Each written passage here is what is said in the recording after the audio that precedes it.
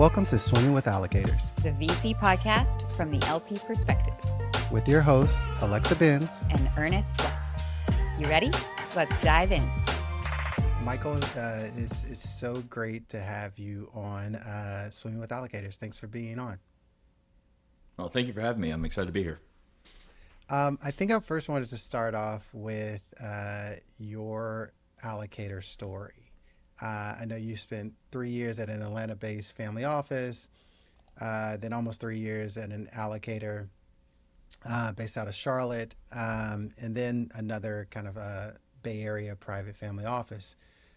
Would love first to just understand how you got into this world, or were you just like an 8-year-old who was like, I read David Swenson's book and I want to be an allocator? Yeah, that's it's a great question. It definitely goes back further than undergrad. I mean, if you go back to the first inklings of thinking about investing, it was probably when I was probably sub 5. So part of it was my grandfather worked at a bank, and he had worked at a bank in examining banks for his whole career.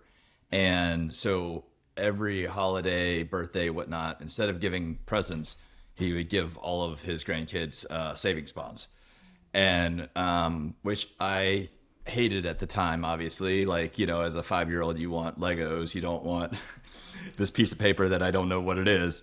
But that was definitely it started me thinking about money a lot, as far as like, well, what does this mean? Like, what is this? And I think even as a young kid, I was fascinated, and I remember doing odd chores and collecting up, finding money around the house that probably didn't belong to me. But at some point, I had saved up $100 in quarters and nickels and whatever, and I went to my parents and I said, "Hey, can you take this to the bank? I want a $100 bill." And they were like, "Why do you want a $100 bill?" And I was like, "Well, it's just like, it's a milestone. Like, it's awesome." And in my mind, it was worth more than $100 in quarters, which I know now that actually a $100 bill is difficult to use. Though I will take more of them if anybody wants to give me them. So that was kind of my first, like, okay, I'm probably not doing what normal kids do at that age. And then the next big step was probably what really led me down the investor journey was in high school, my older brother gave me a book on Warren Buffett called The Warren Buffett Way by Robert Hagstrom. And I read that, and at the time, I believe Warren was the richest person in the world. If not, he was one of the top 3. And I said, hey, this seems really interesting. I've always been fascinated by the concept of the stock market. I'd kind of, been a kid watching it crash in the 2099 bubble and didn't really understand what was going on. And then I was like, okay, well, this is super interesting. I'm fascinated. How do I become an investor? And so that kind of led my journey through college, and, read everything I could get my hands on, and didn't know how to necessarily go and get down that path. So it was kind of like I would talk to everybody, including all my professors, about investing, and they were like, well, this is accounting. I'm not an investor. I was like, okay, but who is? Who do I talk to? And so that got me excited about it. And then, as I did the finance, did the accounting, ultimately got lucky in the fact that I landed at a family office in Atlanta right out of undergrad.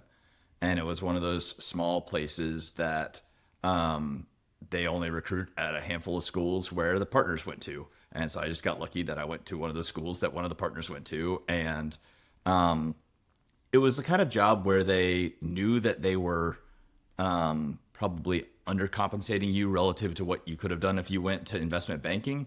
But where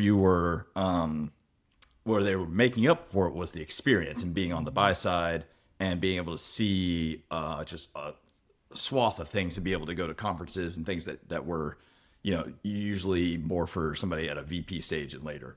So I was there for 3 years, and that was a great experience because I really got to see all of the landscape of both, like, what's going on in the public markets, but also this introduction to alternatives, which was, they don't prepare you for that in school. So that's kind of really the foray into the family office. It was kind of serendipity. Did you see any I mentioned earlier at the beginning the different places you've worked at as an allocator. What were the main differences that you saw in the different organizations? Because I think the adage that I learned as I got into venture was, when you meet one family office, you've met one family office. And that is so true. Um, so having worked at two different family offices and then having talked to a ton of family offices through the network and doing research about how the different ones organize and whatnot, they are all different, and it's a people driven business. It's kind of like, I think a family office is almost like startups, in the sense of like, whoever the first kind of five people and whoever the founders or the principals are, they kind of set the overall tone for what it's going to be, as well as like what the goals are, what the risk tolerance are, things like that. And so when you come in, so my first job at Atlanta, that was an established firm that had been around for over a decade. By the time I got there, they were kind of like a well-oiled machine, although, I'm sure it wasn't always that way.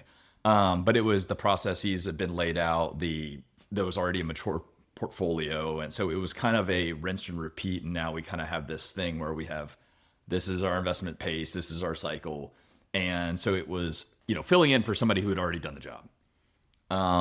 Then I go to the Silicon Valley family office, and even though the family office had been around for several years, it was morphing because there had been an external OCIO, and then we were building an internal team, and we're taking over part of that portfolio and trying to bring money back in-house. But as you know, this asset class, like alternatives, they last forever, so everything's not always liquid and without taking a haircut and stuff.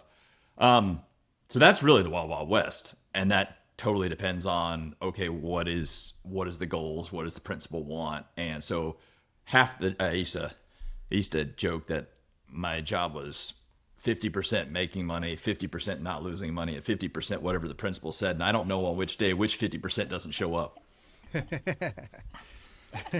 So That, yeah. that transition's fascinating. What was the goal at the time to take things more in-house?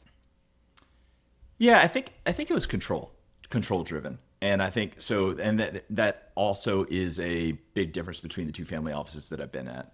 Was the first family office had been established, and the patriarch was largely out of the picture and retired, and traveling around the world as you should when you're retired. And so the investment team had full discretion, and it was, we check in on a quarterly or semi-annual basis. Everything's good, like we're golden. With the second family office, I think it was a control thing where the principals were younger and still active in their day jobs, but they were also in positions of power where they were used to being kind of in control. So I think that they wanted that same feeling within the family office. And so that I think that drove a lot of the decisions and kind of the autonomy on that front. In our asset class, being in a position of power in Silicon Valley, you do have a unique access. Like, I can recognize that having a layer between you is not necessary if you are already in that universe and really plugged in Silicon Valley. Interesting. What's the transition been like specifically in venture? Yeah, so that was actually one of the other driving parts, was that you talk about that control, but it was also the OCIO had really underrepresented the portfolio from venture, which was, a great tragedy because we did have access. The principals had come up through the venture ecosystem and were very well connected within that ecosystem. And so that was really our plan. And what we were trying to do was build out that muscle, as well as that allocation within the portfolio, and take advantage of that. So we kind of saw, here's an area where we think we could actually generate some alpha. And then, we were still a lean team at the peak. We were 4 people on the investment team. So we still couldn't, allocate to all the other asset classes and really be in the weeds on that. So we were still allocating to managers in all the other asset classes. But then specifically within venture, we said, okay, we're going to give part of the pie to managers, and then we're kind of use that as a platform to then also have access on the direct front, and complement on that front. So as we thought that we could actually have like above average sourcing. When you're starting that from scratch, what were some of the learnings? Like, I would love to know what was your process in starting from scratch, and then looking back now with some time in between, what would you have done differently? Yeah, I mean, it's always you always love the what would you have done differently. So I will caveat, I joined that family office in midway through 2020, so it was also a crazy time where nothing was normal, and it was hard for me coming into that industry really, and moving out to Silicon Valley and everything. Understand like what is normal, what's not normal, because like nothing felt normal. But I think that the first process was talk to people who had been doing it for a long time. And so it was, first of all, where do we have access? It was kind of easy. Like at that point, you're pretty clear on who tier 1, tier 1.5, what not are. So the first step was kind of, hey, can we get into these funds? Where are they in their investment cycle? And start building out that relationship and start having conversations. And then from there, it was,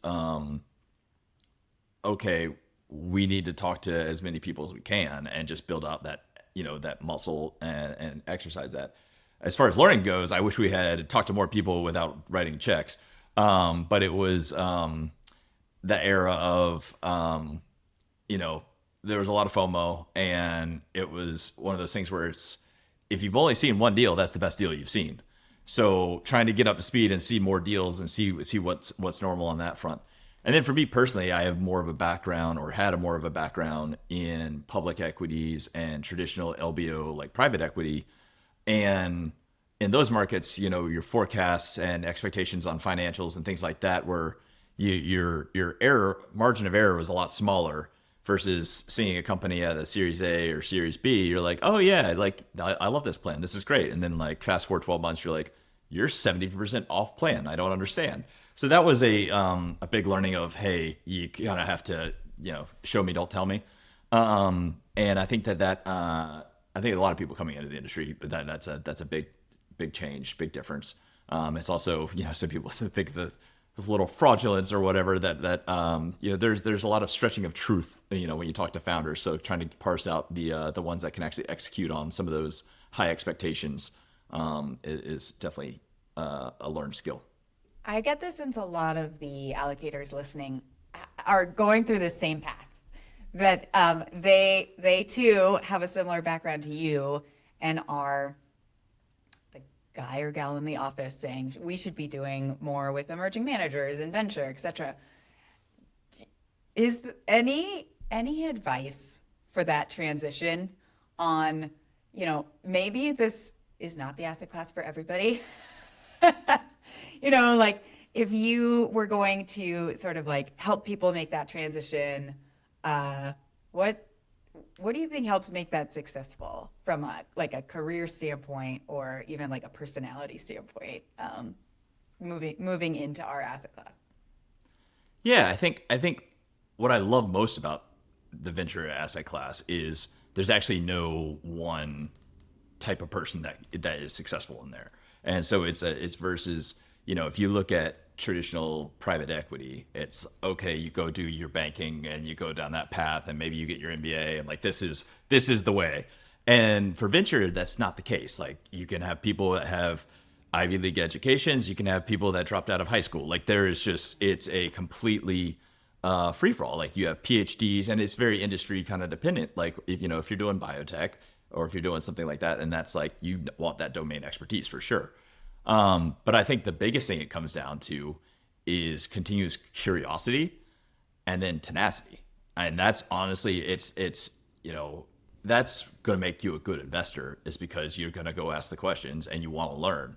And you kind of want to get on a call with people, and you're not just checking a box, you're actually curious about them. You're curious about what they know and why they think that way they think.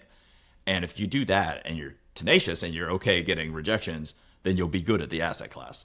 And there's a lot of similarities to that and actual entrepreneurs. I'd say entrepreneurs maybe have more stubbornness and or other quirks, but the curiosity, like you have to have that. There's no question. Yeah, you in our pre-call you mentioned that HFO and Signal Fire were two of the most differentiated managers you backed in the past. I'm curious at the time what set them apart from the hundreds of other pitches that you came across. Yeah, that it was something that they had to offer founders that was more than just, hey, here's some money, here's my network, and I have some experience, so I might be able to give you some advice. And while I think that those things are potentially valuable, especially if you've had somebody with a lot of experience who's sat in your seat, that could be valuable. It can also be dangerous because things rhyme; they aren't always the same, and you can be jaded by an experience that you had and say, oh well, I tried this and it didn't work, therefore it's never going to work for you. What I liked about let's start with Signal Fire. What I really liked about them is they had something that they seemed to be early in the whole, early at least within the venture realm of, all right, data is king. We're going to build proprietary data internally, and then we're going to use it from a sourcing advantage. And then what happened was they actually were able to take what was they were using internally and helping them source, and they turned it around and they were able to give that product to their founders, and then that became a way of winning. So it wasn't just a way of sourcing who was the right founder, but then it was a way of adding value to the founders that led them getting super pro rata and getting more ownership in companies than they legally had rights to. And so when they were able to actually go through their track record and show us, okay, this is where we've won and this is why, and even though we've had like tier ones that were on the cap table, we actually beat them out because we were adding more value to the founders. And in this game, it all comes back to the things that move the needle, and it's sourcing. One thing that I've been thinking about myself and talking with other fund managers is this idea of differentiation, and it's focused a lot on telling. And I think for some people, they're really good at just telling, and they'll 10x telling even more. And others, they're kind of a little hesitant with it, but still know that they need to continue to tell people. But there's also this idea of like, how do you effectively show it as well? Especially if it's not so distinct as other people and not so early, but it is still differentiation and real. So do you have any thoughts on that? Examples of Yeah, how no, to I show? think that this business, whether you're an actual VC or if you're an entrepreneur, like salesmanship is everything. Like there's a lot of storytelling, and storytelling can be very powerful. At the end of the day, you have to actually back it up with execution. So that's always going to be the case. I think that the earlier you go, and if you're an emerging manager with no track record or a thin track record, like you got to be able to tell that story. And so and the differentiation that you have to be able to really talk to it with concrete examples, and you can't hesitate. And now the flip side of that is, depending on which investors you're talking to, you also have to talk to LPs that want that particular flavor of differentiation. Because as I like to joke sometimes, like people want you to be differentiated, but they want you to be on the edge of the box. They still want you to be in the box or touching the box, but you can't be out in left field. So it's like we have to underwrite what you are. If you're too differentiated, then that's probably going to be tough for the investment committee. So I think that's somehow I tell a lot of entrepreneurs this when especially at the early stages, like if you're a pre-seed stage company, you don't really have an MVP, or you definitely don't have product market fit. You really got to sell the sizzle, not the steak. Like by the time you're hitting, that growth phase, you actually have the steak. You can sell, like you've got a better steak than everybody else. And I think it's the same with emerging managers too. Another topic that I really appreciated your take on was this shifting dynamic in power between the VC and the founder, specifically with like capital efficiency around AWS and modern infrastructure. Could we move to that topic?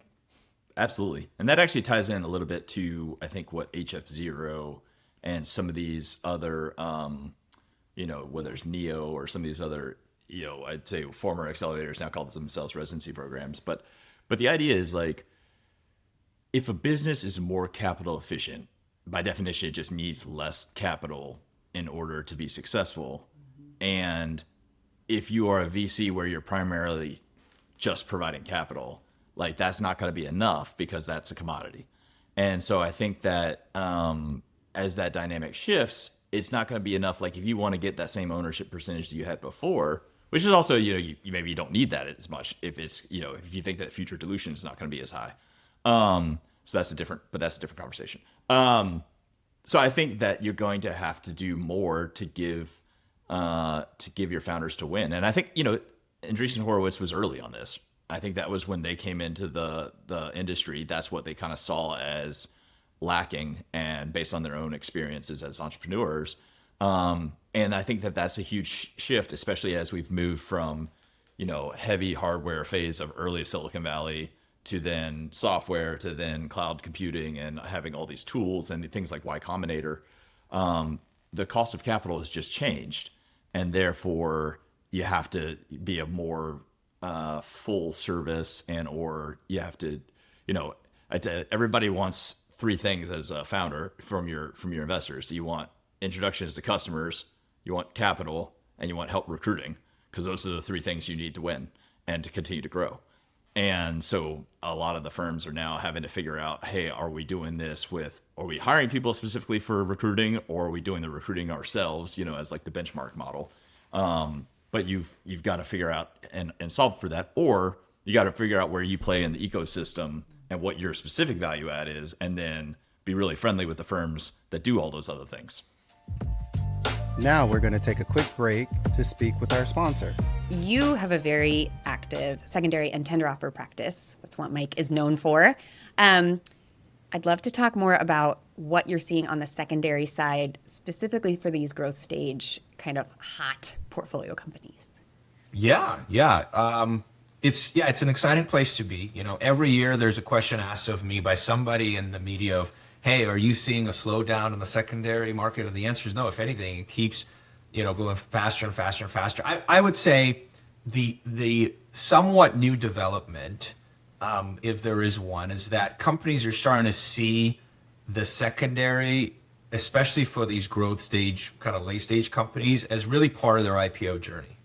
So it used to be viewed as its own transaction. Maybe you would do this because it took so long to have an exit, so you want to relieve some of that pressure, give employees liquidity, and keep going. But now it is frankly quite unusual for an IPO candidate company to not have a tender offer as part of its kind of journey towards being either a public company or actually having an exit as well. It helps bring in the right investors on board. It helps test the market in general in terms of what people are willing to offer. It also helps to test out the overall kind of built up of pressure among insiders on how much liquidity they want and how much longer they want to stay. Some of the tender offers that I work on end up actually being undersubscribed on the sell side, because a lot of folks are saying, hey, we want to wait. We wanted that IPO, we want that big exit. But the big development is the thinking behind it, which is, even when, it used to be that companies would do this because they felt like they had, kind of pressure, and now they are doing it because they really feel like this is really more of the necessary step rather than anyone's pressuring them to do that. And it's exciting to me. It's exciting to have those conversations in the boardroom. It's also exciting to have those conversations with investors who are now coming in and saying, hey, I don't have to come up with some sophisticated forward purchase contract that I have to, be a part of if I want to be part of this company. There's going to be probably a secondary. That's the way to get into this company pre-IPO or, a couple of years before that. And that's what I'm going to focus on. And so, now the key is, how do you get in? How do you negotiate the terms and so on? Yeah. No, that's fascinating that it doesn't have the same stigma. In fact, this idea that there's so much uninvested capital in the private markets that why not go raise from some of that growth capital as opposed to rushing into your IPO. Interesting. Yeah. On the buy side for secondaries, are there any changes you've seen of late of who is participating? Is it more retail investors through, structured vehicles? Yeah, so I would say, I'm seeing two kind of main developments. First is that the strategic investors and their affiliated funds are now participating in this very actively to a point where they are leading some of these. And what I mean by that is, a lot of times you've got funds that are affiliated with, a strategic party that actually wants to be in this company, yes, as an investment, but also to be closer to someone who may be providing some commercial benefits to them, development agreement and so on, GPUs, whatever you can think of. And so that's an interesting development because it used to be that those players were very hesitant to participate in secondaries and tender offers. And the other one, of course, is this proliferation of secondary only funds. Some of them are on the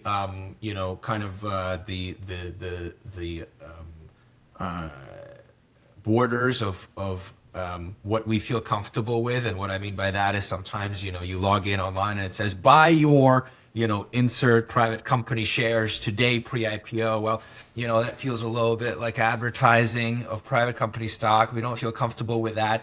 Sometimes we do have conversations with them about what they can and cannot do, but many are very much operating similar to VC funds.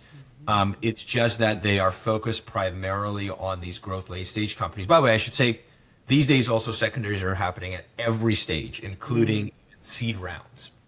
And it's not unusual at all for a seed round to have a secondary component. But, the focus so far primarily has been for these secondary only funds to be late stage kind of pre-IPO, pre-exit companies. And that's their focus. So the exciting part obviously is negotiating that, getting in. They are asking for their own terms. I think that's important. But at the same time, what they're buying is shares from either early investors or employees. So the concept of kind of a negotiated liquidation preference or board seats usually not there. Those two are fairly new developments.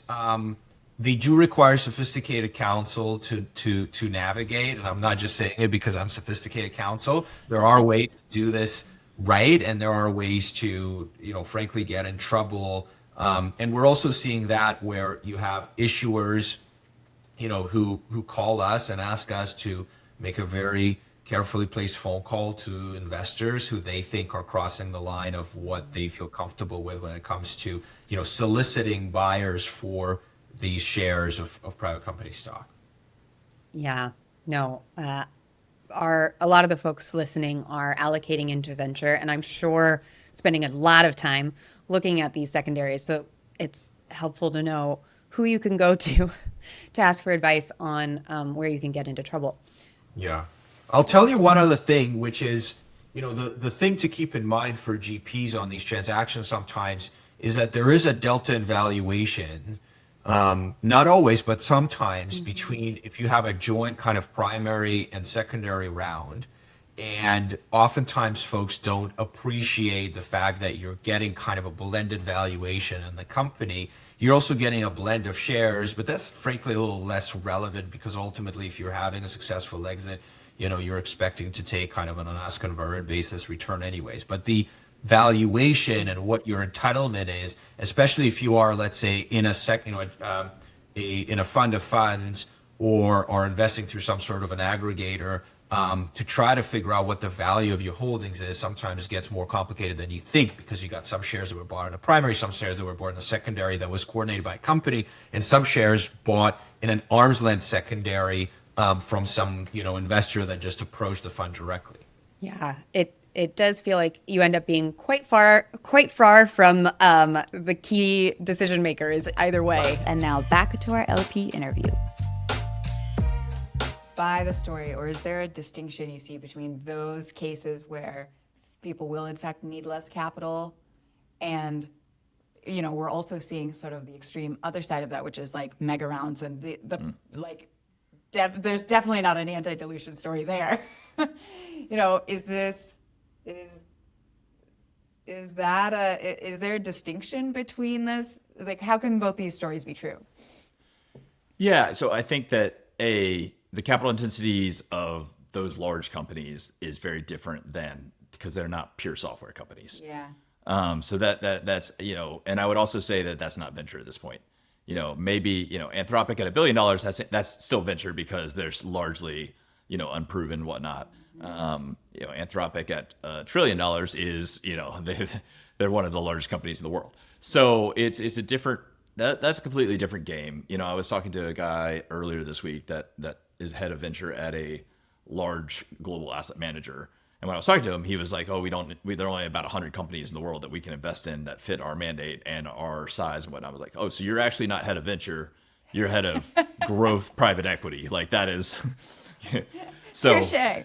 yeah, and so I do think that they're different. They're two different markets, really, in my head. And we even, like, when I was at the family office, one of the first things I did was separate out and create two different asset classes within our tracking system, and really had growth equity as its own asset class that was separate from LBO because it's a different risk factor you're underwriting, but then it's very much separate from the early stage venture. So because what you're doing there is like you're underwriting what is the risk that you're underwriting and the return expectations. I think that you have to look at capital dilution industry by industry too, because I think if you look at biotech or anything that you have to go through FDA, it's just going to be a very different dilution framework. And everybody lately, the big thing everybody's been talking about is these tranched rounds. What else do you think needs to change from a allocator perspective that you aren't seeing today? You mentioned that of like being able to split it out, but are there other things you think or other trends you're seeing that would help with as the asset class matures and gets more complex? Yeah, I mean, it always kind of goes back to what is your goal with the asset class and where does this fit? As an LP, especially an institutional investor, there's always the underlying, like, what is my portfolio supposed to look like and what is it supposed to be providing? And what is this venture sleeve? What is that? What does this fit within the portfolio? And then from there, I think that you have two different dynamics that are difficult and make the LP job very difficult. One is the long-term nature of, I don't really know my winners for 7+ years, and that's where the allure of the growth equity is. You kind of, hey, we've already seen that these are the winners. We know that they're the winners from a company standpoint, but then where you get there, it's all about valuation, and so that's the potential hiccup there. And the other aspect is this asset class is incredibly cyclical. And I think that it to me was the biggest learning curve of, I've my whole career has been around portfolio management and trying to think about diversification, the benefits of diversification. And, historically I think about it from a risk standpoint of like, how am I diversifying my risks and the diversification of the returns. But there's also this diversification of liquidity. That is a component that is different, especially in venture, where sometimes you can't artificially create your own liquidity like you can in private equity, LBO, and definitely in the stock market or bonds and liquid type stuff. To that point, are there types of funds and strategies you wish you saw more of today or that you anticipate should be, maybe they're a little contrarian today, but they'll look very smart in the next 10 years? I'd say yes, but here's my hot take for today. There's been a lot of talk lately about you have to be a thesis-driven VC, and you have to have a sector focus, or you have to have some like boilerplate thesis.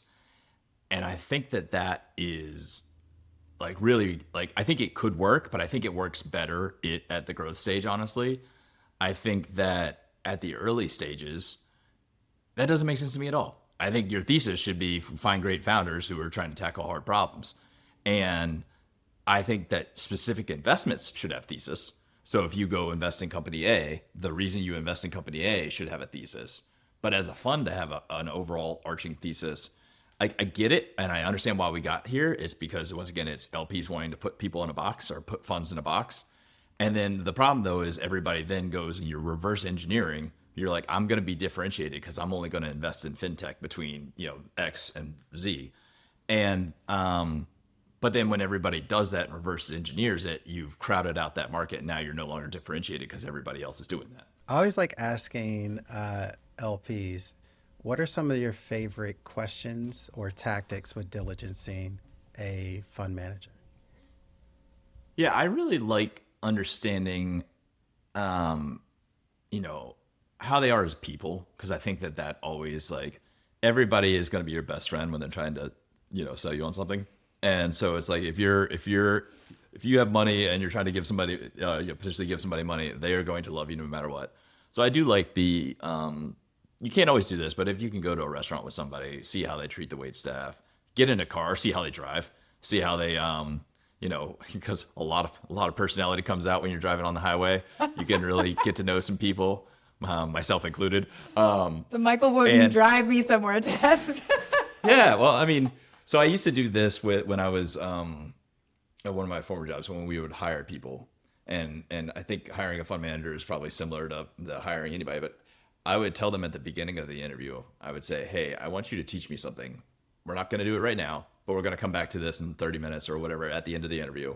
And then part of that is I'm going to say it doesn't have to be about investing. In fact, like it's probably better if it's not about investing. Like, but I want you to teach me something. And then part of that is, okay, now I've got them like, oh man, I've got to think of something before this interview is over. And so I'm going to see like, can they multitask and keep the conversation going while in the back, like they're thinking about something else.